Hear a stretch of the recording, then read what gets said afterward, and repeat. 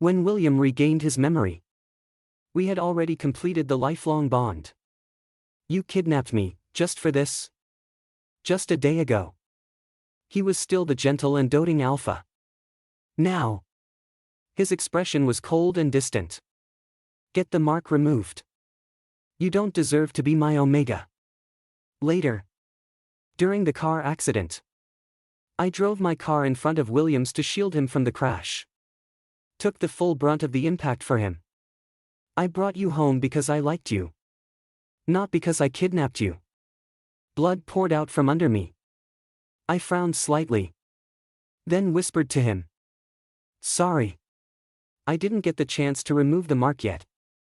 But if I died, I guess it wouldn't matter anymore. 01. On the third day after William regained his memory, I was arrested by the Capitol Police Department. They locked me up in a temporary holding cell. Late at night, I sat curled up in the dark corner of the cold cell, away from the light. I heard footsteps slowly approaching. It was William. I didn't even need to look. I recognized his stride and his rhythm. William stopped outside the iron bars.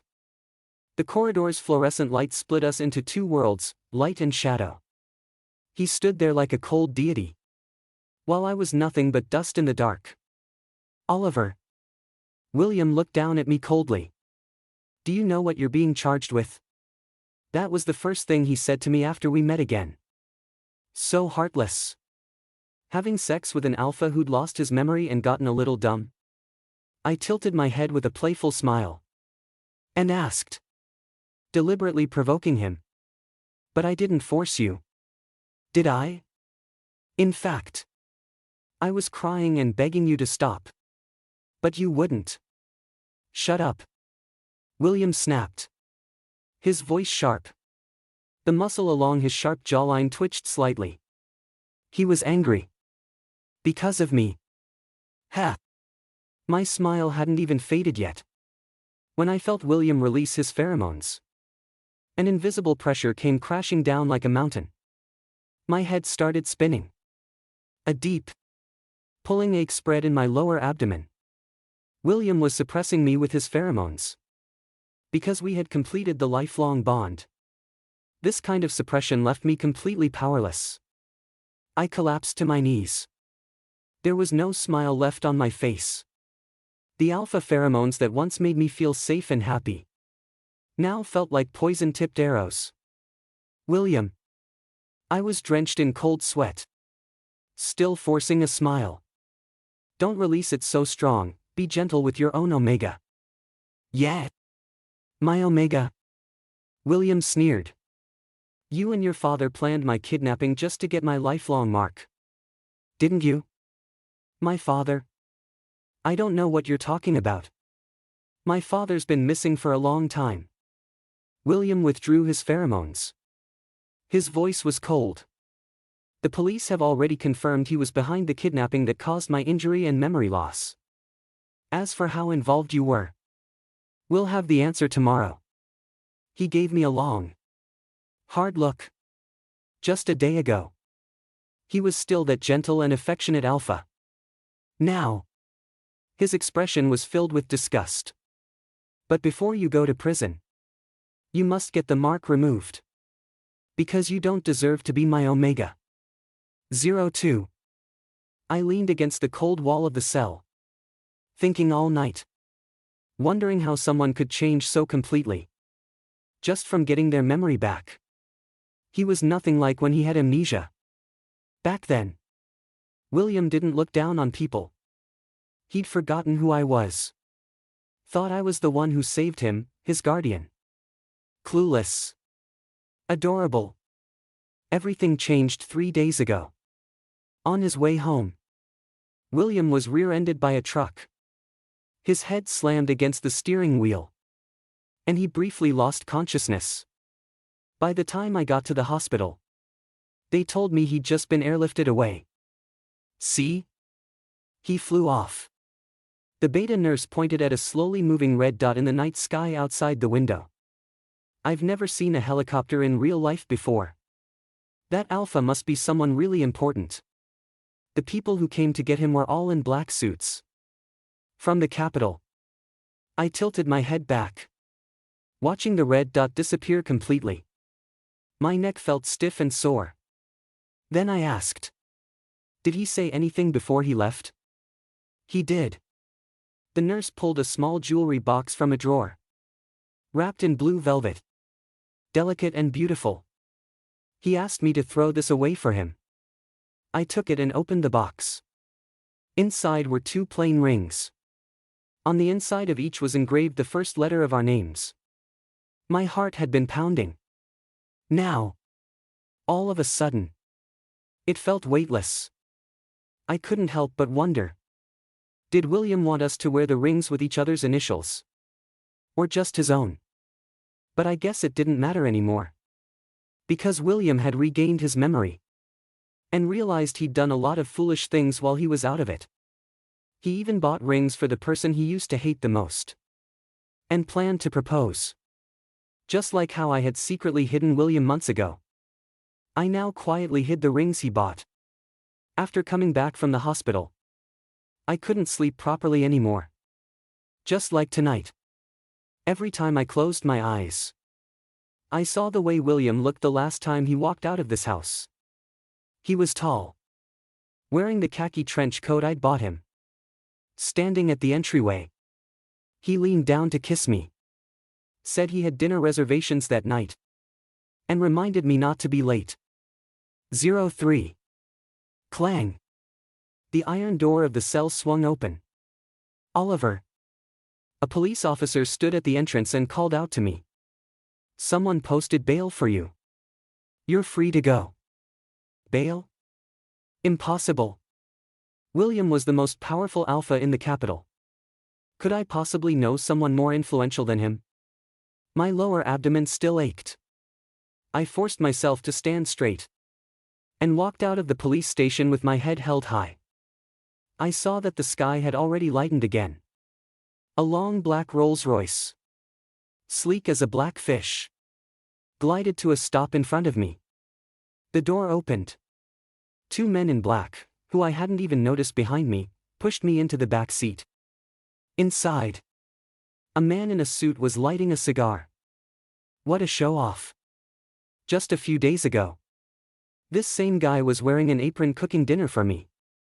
"William, is your head still not working properly?" I blinked at him, feigning concern. "You're the one who wanted me in jail. And now you're the one bailing me out. Oh, I get it now." I leaned in, grinning smugly. "You couldn't bear to be without me, could you?" William brought the burning tip of his cigar close to my cheek. I felt the heat and had to pull back. He exhaled a stream of pale smoke, masking his expression. "Just jail? That's way too easy for you." Since I had nothing left to lose, I wasn't afraid of prison. Or anything else. Still, I couldn't help messing with him a little. Pretending to be scared. I leaned toward the car door, eyes wide as I asked, "You're not planning to kill me, are you?" William looked at me icily. "In the last 6 months, dozens of people were searching for me. And you hid the truth the entire time. My company's market value dropped by billions. Oliver, even your life wouldn't be enough to pay for that. But I saved your life." I said seriously. "Whether you believe it or not, I haven't heard anything from my dad in nearly a year. Even if he really did kidnap you, that has nothing to do with me." William let out a low, mocking laugh. Then ignored me. He wasn't the same as before. Now he was back in power. A top-tier alpha with influence over the entire Capitol. Crushing me would be easier than crushing an ant. And when it came to feelings, it was the same. He didn't need me anymore. Which made him capable of anything. The Rolls-Royce sped along the coastal highway. The driver handled the car smoothly, making it glide like a fish cutting through still water. I leaned back into the ergonomic seat, The subtle scent of luxury leather mixed with William's familiar scent. My mind started to blur. Through the haze, I vaguely heard William on the phone. "We're almost there. Is the doctor ready?" I smiled faintly with my eyes still closed. A little pleased. So the guy did still care about me. He even arranged a doctor to check on me. But when did he notice that my stomach was hurting? 04. At some point, the car stopped. One of the men in black shook me awake. "We're here. Get out." I opened my eyes. William was gone. "Where's William?" I stepped out of the car and looked around at the gray-white manor in front of me. "Where is this place?" No one answered. 4 men in black surrounded me and marched me into the manor's main building. Straight into the basement. In the dim light, I saw a heavy iron door with a digital lock. What the hell? Was William seriously going to imprison me? I turned and bolted, but was immediately caught and dragged into the room. A white doctor, wearing a lab coat, pulled on gloves. "Strap him face down on the exam table," he ordered. "William. Where's William?" I shouted at the top of my lungs. I hadn't slept in 3 days. Hadn't eaten or drunk anything all day. Still, I struggled. But it was useless. They pinned me down effortlessly. "Let go of me. Human experimentation is illegal. So is forcibly removing an Omega's lifelong bond." Thick leather restraints bound my hands and feet. I felt a chill on the back of my neck. And the sharp scent of disinfectant. The doctor said, "We're not erasing the mark. Just extracting some gland fluid." The next second, a needle pierced straight into my gland. Ah! My scream didn't leave the room. It just echoed inside. Over and over. The actual extraction didn't hurt that much. But for some reason, my chest throbbed with a stabbing pain. It spread through my organs, settling heavily in my lower abdomen. William must really hate me. What now? He doesn't love me anymore. Soon after, they unstrapped me, but chained me up again. This time next to the bed with a delicate chain. I felt exhausted, but I couldn't close my eyes. Because I was scared. I stared unblinkingly at the exam table. In the next few extractions, I stopped screaming. I thought, if I behaved, stayed quiet, maybe William would forgive me. Maybe he'd let me go. I don't know how many days passed. But William finally came. I sat up straight, quietly releasing a bit of pheromone to please him. But my gland felt dried out. The sweet scent it used to give off had turned bitter. William frowned. His sharp eyes swept over me from head to toe. My face flushed hot and cold all at once. I forced a crooked smile. "Does it smell bad now? Maybe they took too much." I spoke carefully. "Let me go." "Okay. Once I've recovered, you can take more. Deal?" Just then, the doctor walked in. I flinched, dragging the chain on my ankle. I backed into the corner. William's expression darkened. He yanked the doctor out of the room and started yelling. The door didn't close all the way. I heard William's angry voice, broken and raw. "This is what you meant by 'won't affect his health'? Why does he look so pale, like he's dying? Stop this immediately." I froze, staring at my own shadow reflected on the iron door. For a moment, I couldn't tell if I was faking being pitiful, or if I actually was. The way I looked. Did I really look like I was dying? 05. William came back. I looked at him hopefully and asked, "Can I leave now?" He walked over, grabbed my chin, and snarled, "Not a chance. This is just the beginning. You kept me hidden for half a year. After that, William took me upstairs. The chain on my ankle was fastened to the foot of his bed. I had completely become his captive. They stopped extracting gland fluid. But my body didn't get any better. In fact, I only grew weaker. One morning, I woke up and saw William's face. I couldn't hold it in. I threw up. William froze for a moment. Then the veins on his forehead bulged as he gritted his teeth. Oliver. What's that supposed to mean? Does seeing me make you sick? I fought the stabbing pain in my gut. And replied hoarsely. No, it's not that. I just suddenly felt nauseous. William didn't believe me. He dragged me furiously to the hospital. After the endoscopy, the doctor spoke in a concerned tone. Acute gastritis. You need to eat regularly. Reduce stress. And avoid anxiety. I looked up at William pitifully, trying to stir what little conscience or sympathy he had left. See? It's your fault. William frowned. And for once, he seemed to actually take the doctor's advice seriously. He realized I really was sick. His pride was barely salvaged. When we got back to the manor, he stopped chaining me. He even allowed me to move freely inside the main house.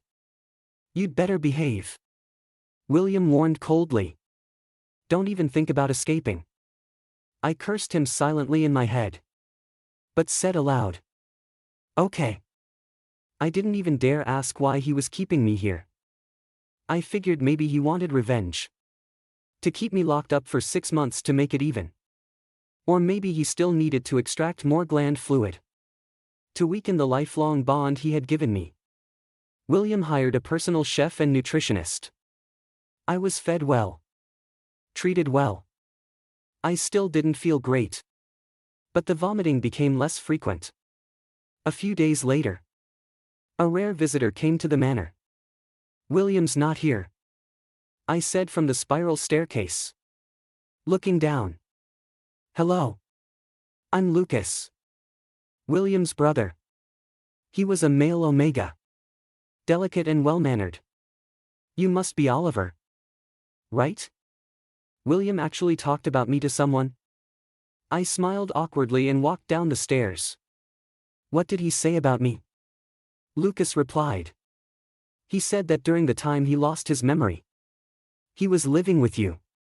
And now that you're sick, he wanted to repay you. So he's letting you stay here as a guest. Repay me. Ha!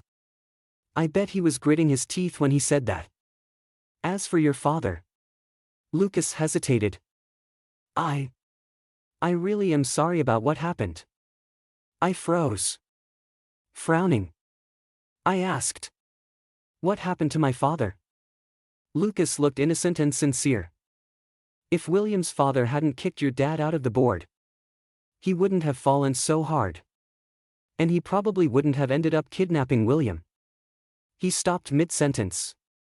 As if suddenly realizing he'd said too much. So it really was my dad who kidnapped William?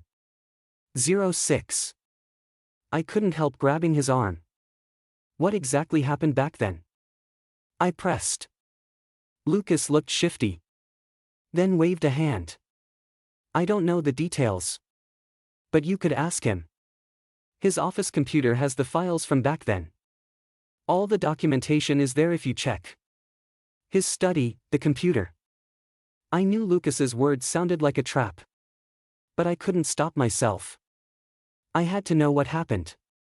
My dad used to be the second largest shareholder. How did he get kicked out overnight by the board?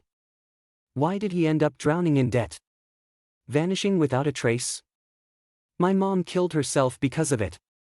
I couldn't even finish college.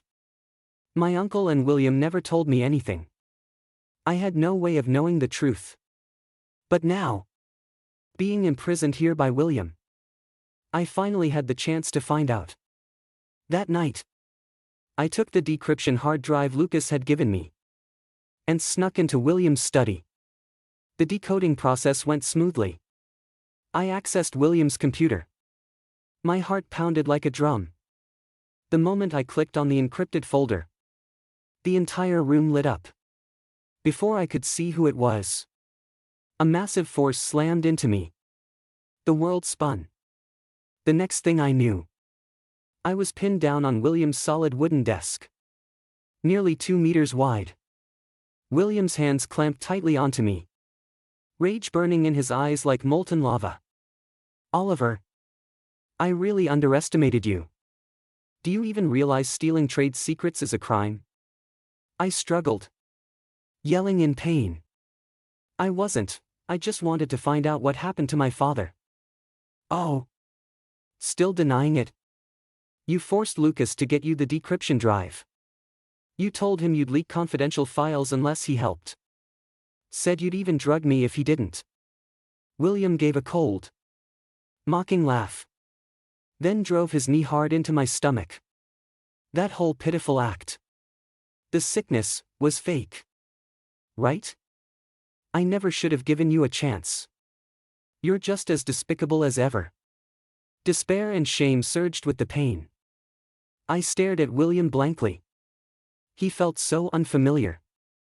After knowing each other for over 10 years. This was how he'd always seen me. I thought I should beg. Play the same shameless game I used to. Because that was the only way to survive. Worst case, I'd take a beating to let him vent. But this time, I couldn't say a word. Only people with leverage have the right to beg. Back then, I shamelessly clung to William. Now, I had nothing left. William let go of me, watching coldly as I crumpled to the floor. Oliver, he said. You didn't actually think I fell in love with you, did you? I got my memory back a month ago. I only stayed close to you to avoid alerting the real criminals. To keep investigating in secret. My ears were ringing. But his voice cut through everything. Loud and clear. There was no escaping it. When I didn't respond, William gave me a little kick with his foot. It didn't hurt. But I couldn't stop shaking. Then, all of a sudden, I coughed up a mouthful of blood. William's face suddenly loomed close. But his voice sounded far away. His expression was strange. As if I really was about to die. 07. Right before I lost consciousness, I seemed to hear a voice. William's voice. Echoing the words he'd just said. You're still the same as before, vile and disgusting. Before? My mind drifted. What was I like before? When I was 15. My father became a major shareholder in the country's top conglomerate. After that, I started seeing William often at family dinners and corporate banquets. William was a top-tier alpha. Tall. Handsome. Always the most striking presence in the room.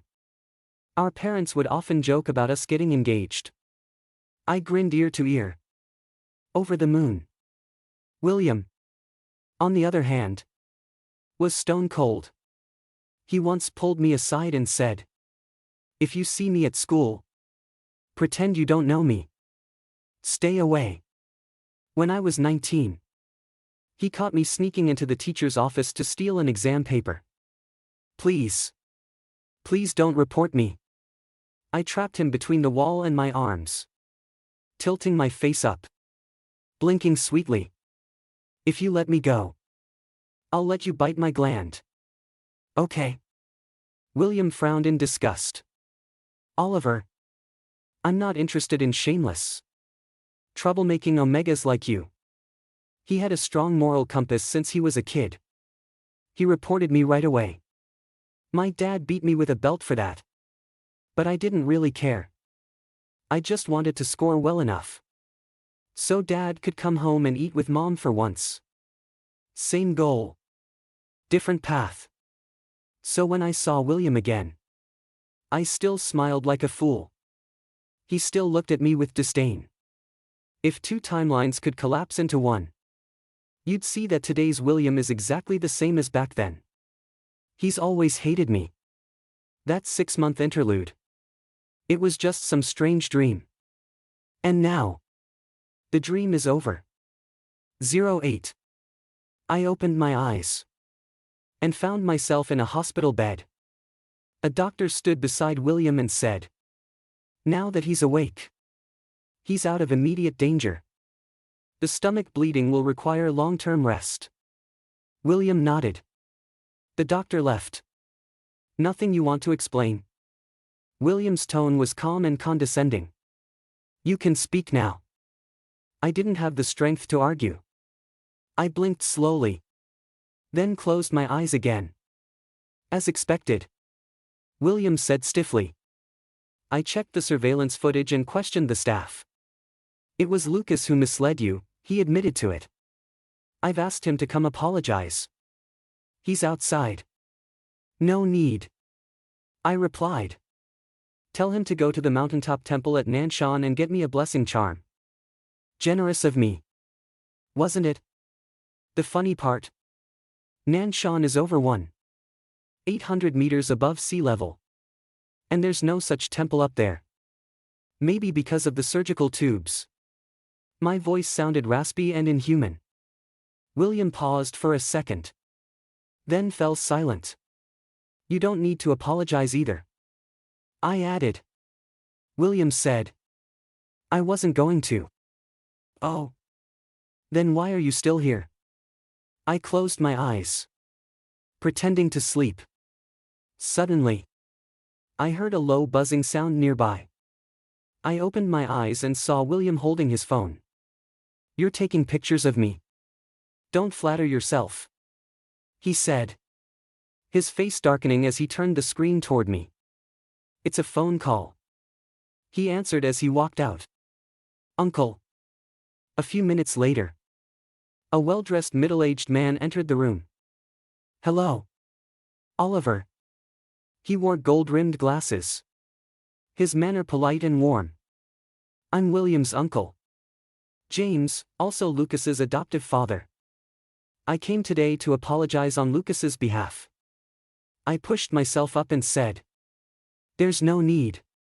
William didn't handle things well either. He said gently, "There are things he should have told you.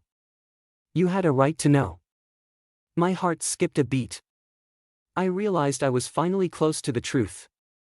James said heavily, "Your father was the one who orchestrated William's kidnapping. And he..." Bang! The door burst open. William strode in, face tense. "Uncle, please leave. Let him finish." My hoarse voice cracked, shaking with my body. "Please. William, let him finish." 09. "Let me tell him myself," William said to James. "Please go back." James turned and patted his shoulder. He spoke sincerely. "Say what you need to say. But after this, let the boy go. You should be focusing on the company again. Once he's back home, you'll finally have time to come with me to City B. To finish that acquisition deal. It was your father's final wish." William nodded faintly, his gaze filled with restraint. James turned to me. "Don't be too sad, kid. You'll get what you deserve in the end." The room fell quiet again. William finally spoke. "Your father was expelled from the board for embezzlement and selling company shares under the table." I stared at him in disbelief. "That's impossible," I murmured. "He went on a 3-day trip to a casino with a newly hired rich heir," William continued. "After that, he went frequently.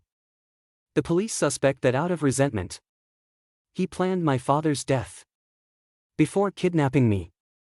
My whole body trembled. I couldn't believe the father I knew, steady and devoted to our family, could become that kind of man. What about now? Did they catch him? He took his own life out of guilt, William said solemnly. The police found his body last night. I couldn't believe it. But there was no proof left. It was over. Mom. Dad. My future. All gone. I curled up on the hospital bed. Like a balloon slowly losing air. Just, let me be alone for a while. I told William. I didn't know how much time had passed. But then I felt a warm trickle beneath me. In the bathroom. I saw the blood on my pants. Suddenly. It hit me. The discomfort in my abdomen. The poor appetite. The frequent vomiting in the mornings. All of it pointed to one thing. I think. I'm pregnant with William's child. 10. After I was discharged from the hospital, William took me to the station to claim my father's body. He was really gone. And with his death, the case was officially closed. On the way back, I asked William numbly. So I'm not a suspect anymore. Right? Yeah. William glanced at me. His voice surprisingly gentle. You won't go to prison. Don't worry. I'm not worried. I looked down, avoiding his eyes. Then when are you going to let me go? It was like I'd lit a fuse. His face instantly darkened. Oliver. Don't overthink things. I only took you in because I pitied you, don't read too much into it. I lowered my head. Calmly. I said. But I can't bring myself to thank you.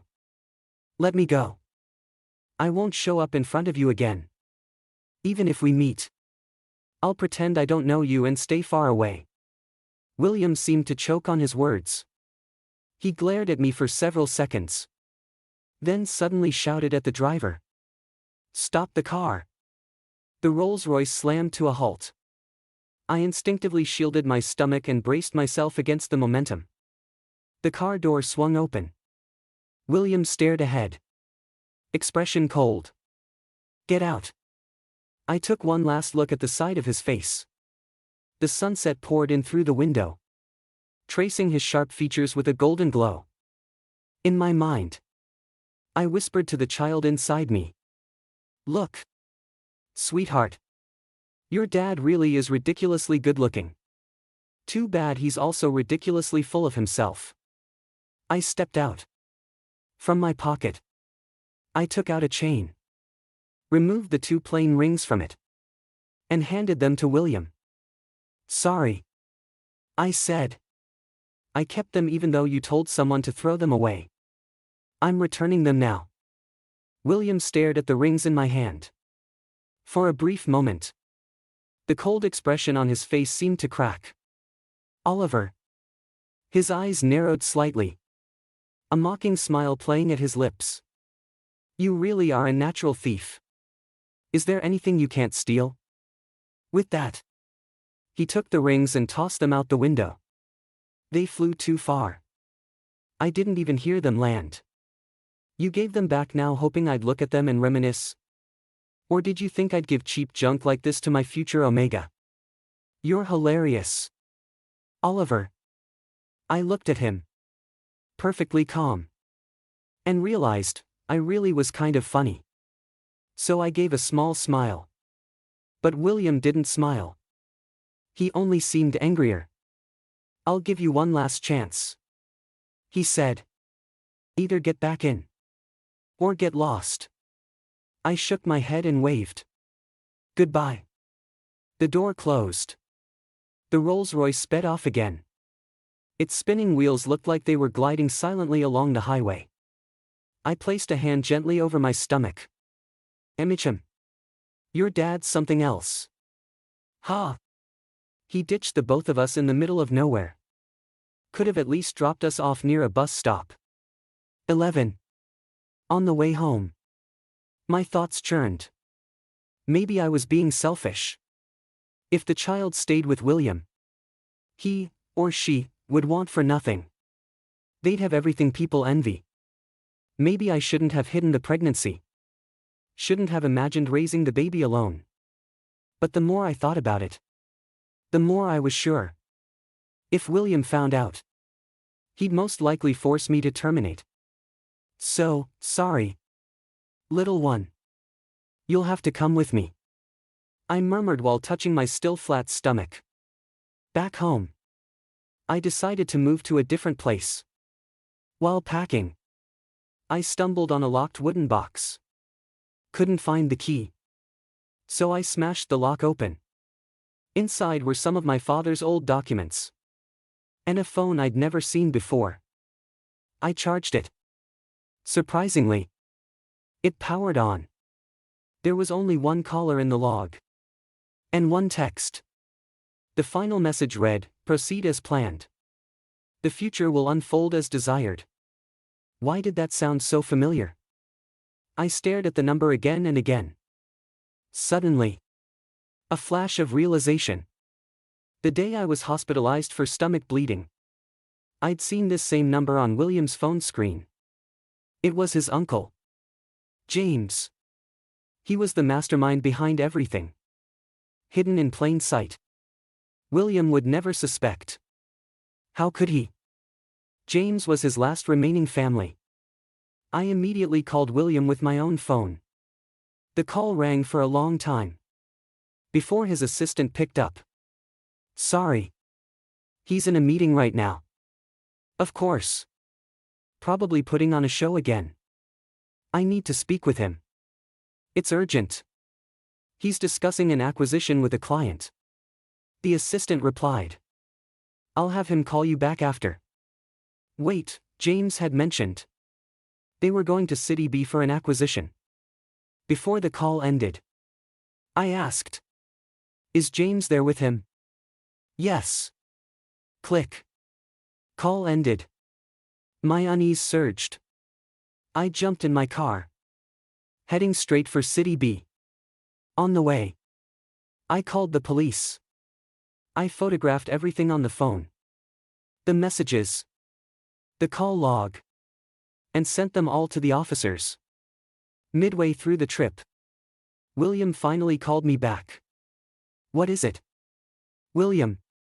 Listen to me carefully, I said. I found messages on my father's old phone. From your uncle. The content's suspicious. I think your uncle might actually be the one behind your kidnapping. William let out a harsh laugh. You're not seriously about to say you're on your way to protect me, are you? Oliver. If you regret leaving, just say it. No need to make up wild stories like this. And he hung up. At that moment, I was just reaching the highway entrance to City B. As I slowed at the ramp, William's flashy Rolls-Royce happened to drive past in the opposite direction. I made a hard turn and looped around, trying to catch up. When we were barely 100 meters apart, a massive truck suddenly accelerated into William's lane. Bang! A huge crash. The Rolls-Royce's rear was smashed. Its lights shattered. The car nearly spun out. I slammed my foot on the gas and redialed. William. Tell your driver to speed up. The engine screamed as I maneuvered my pickup between his car and the truck, taking the next hit myself. On the phone, William roared. Oliver. Are you insane? Get the hell out of the way. I yelled back. Why don't you get your damn car to do something useful for once, instead of just looking expensive? He didn't hang up. Through the chaos, I heard the driver calling the police. Tires screeching wildly. Up ahead, the road split at a sharp junction. I made a quick decision. Swerved hard to block the truck's front end from the side. The truck swerved sharply. Lost control. But just before it overturned, it slammed my pickup straight into the guardrail. A crash. A screech. My truck spun wildly, rolling who knows how many times, before finally coming to a stop. 12. The world suddenly went silent. My whole body felt numb, while my mind was still running on adrenaline. I trembled, gasping for breath. unfastened my seatbelt, and stumbled out of the car.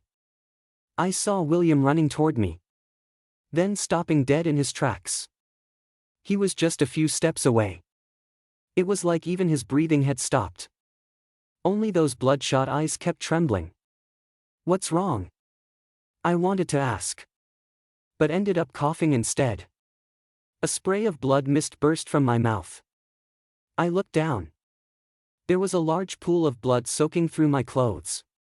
The lower half of my body was drenched, leaving a horrifying trail behind me. So that red in William's eyes was me. In that instant, all the strength drained out of me. Not a drop left. A breeze brushed past. I swayed. William caught me just in time. Before I could collapse, he fell to his knees, holding me in his arms, and shouted at the driver, "Call an ambulance." But when he lowered his head to speak to me, his voice softened. "You're okay. You're going to be okay. The ambulance will be here any second. Oliver, don't fall asleep. Just hold on a little longer. Please." But I had already been holding on for so long. Since my mom died, I had been trying to hang in there. And then I met you. And life felt meaningful again. But now what? I reached for my stomach. It felt like it was gone. William didn't know. He thought it was just pain. He wanted to hold me tighter, but didn't dare. Even touching my fingers made him tremble. He gritted his teeth. But there was no anger in his voice, only desperation. "Why is there so much blood? Why did you come back? Why are you so stupid?" I gave a faint smile. With the last bit of energy, I teased, "Don't get cocky. You jerk. I only came to save you to make up for my dad's mistake." But then William cried. Tears hit my face like raindrops. So I tried to comfort him.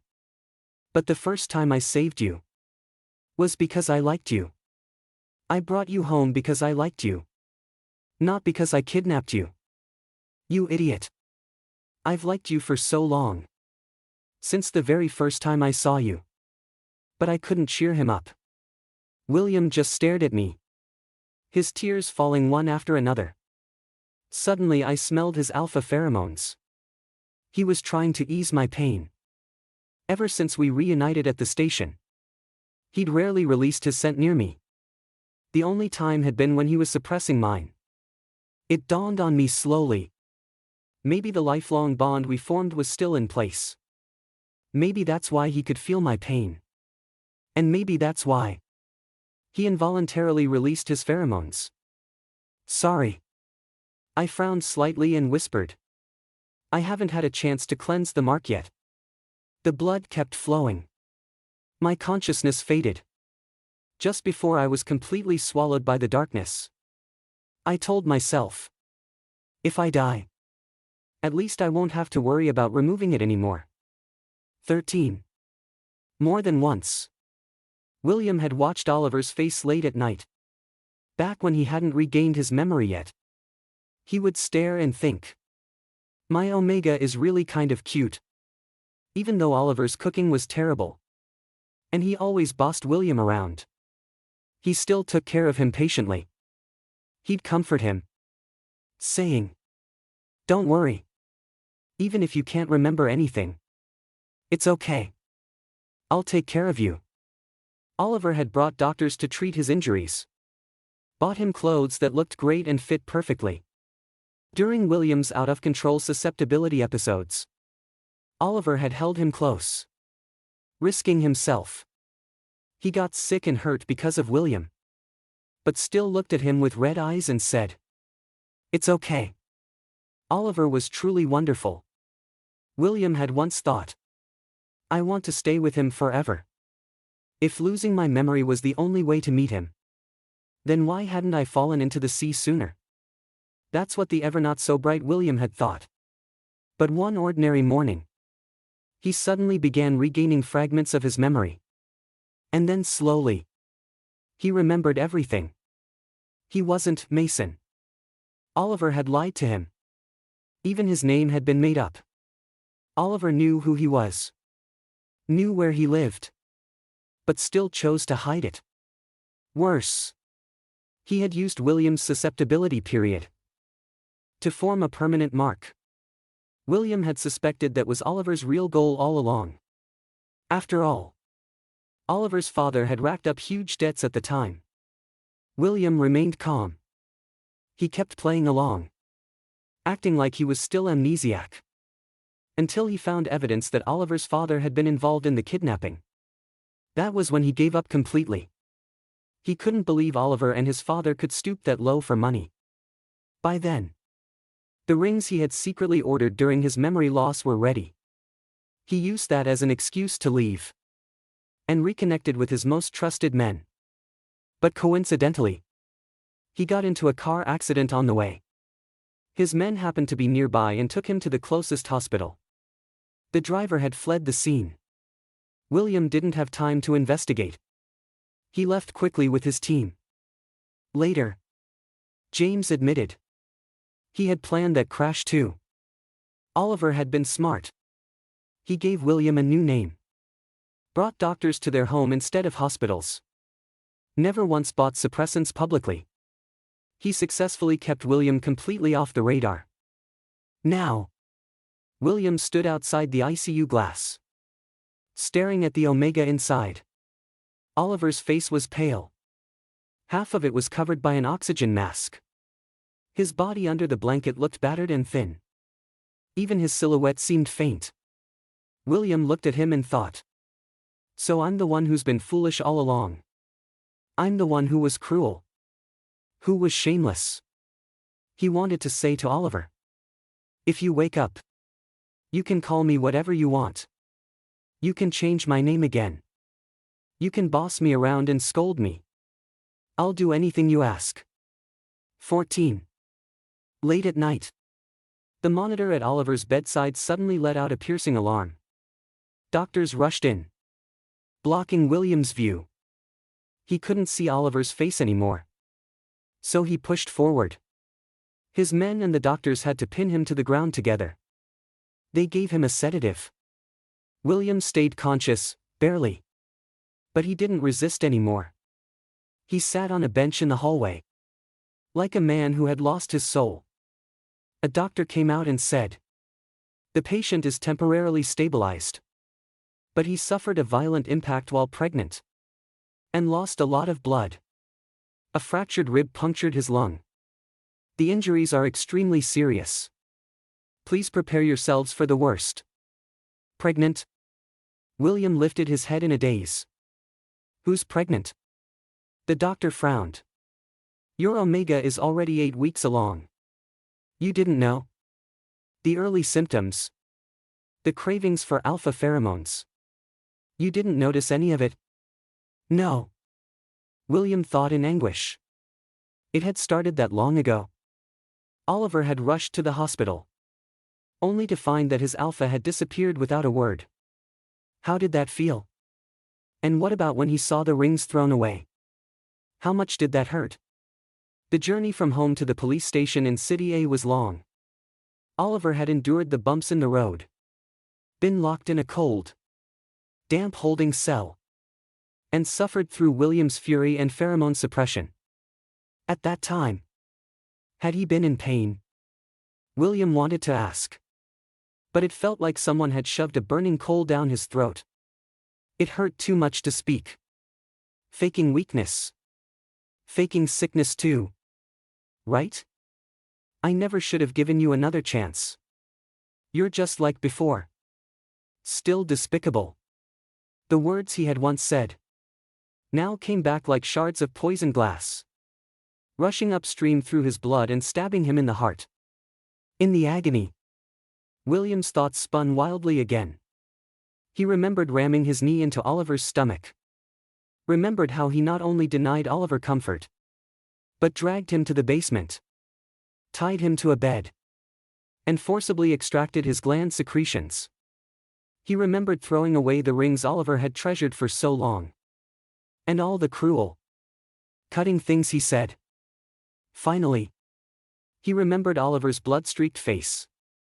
How he lay in William's arms, light as a feather, saying he liked him. "I brought you home because I like you. It wasn't kidnapping." Oliver must have been in so much pain when he said that. So close to death, that he confessed to a fool.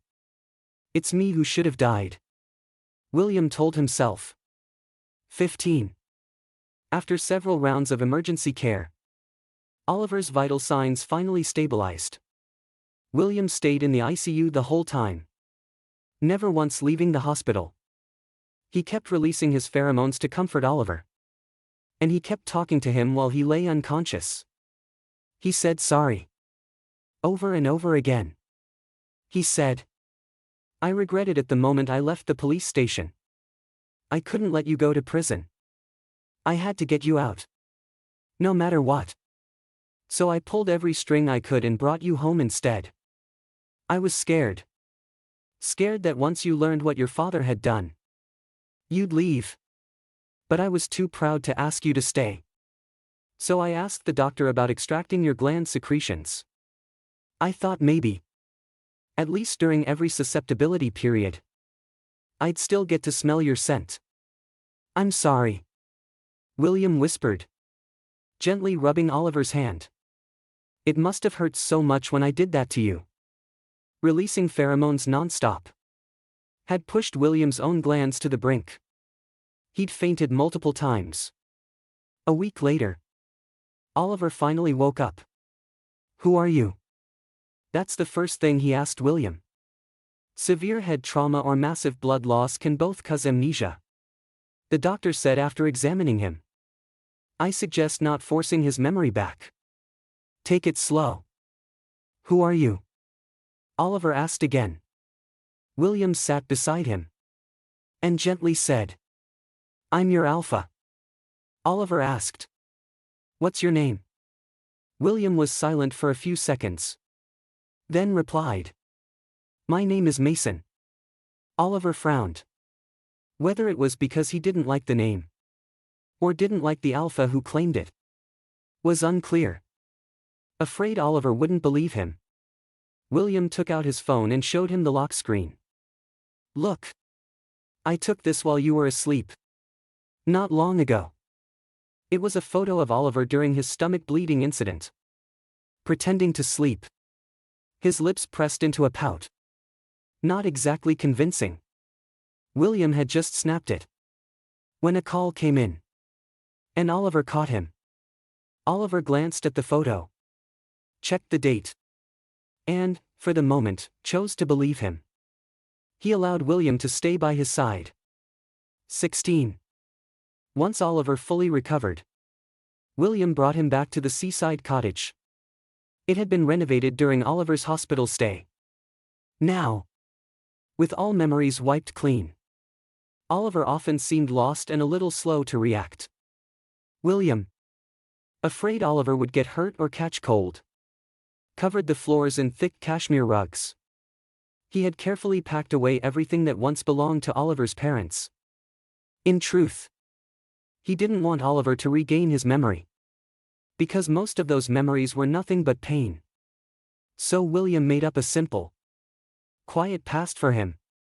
When Oliver asked about his parents, he gently said, "They both loved you very much. But they got sick and passed away early." Oliver would grow quiet with sadness. William would stay with him and, if allowed, hold him gently. "I'm still here," he'd say. "You'll always have me." 17. James was brought to justice. His sentence was so long he'd never be released. William sold off his shares in the company. He transferred all of his assets into Oliver's name. When Oliver saw the endless stream of zeros in his mobile banking app, he stared in disbelief. "I really have this much money?" William smiled. "Yeah. You said you wanted to take care of me."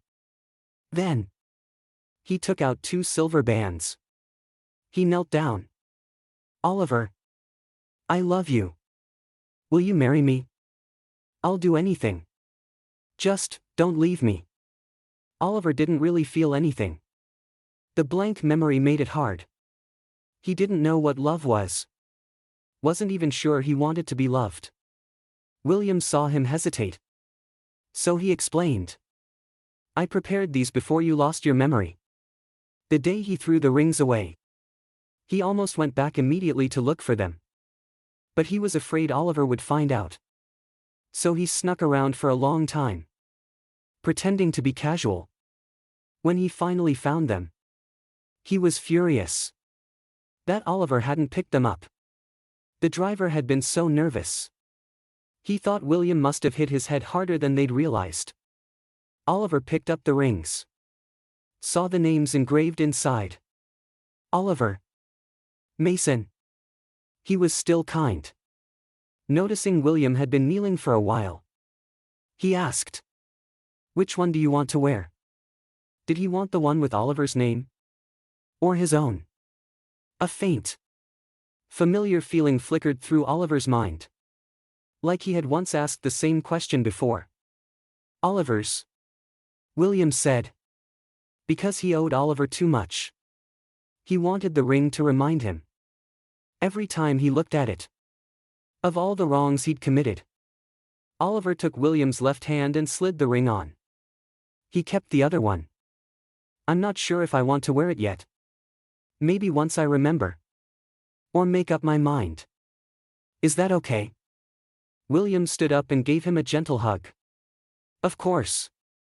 William thought. If Oliver ever remembers the past, he'll probably throw the ring away. No. He'll throw it even farther. But that's okay. No matter how far it gets, William would find it again. Then run back and beg Oliver to forgive him.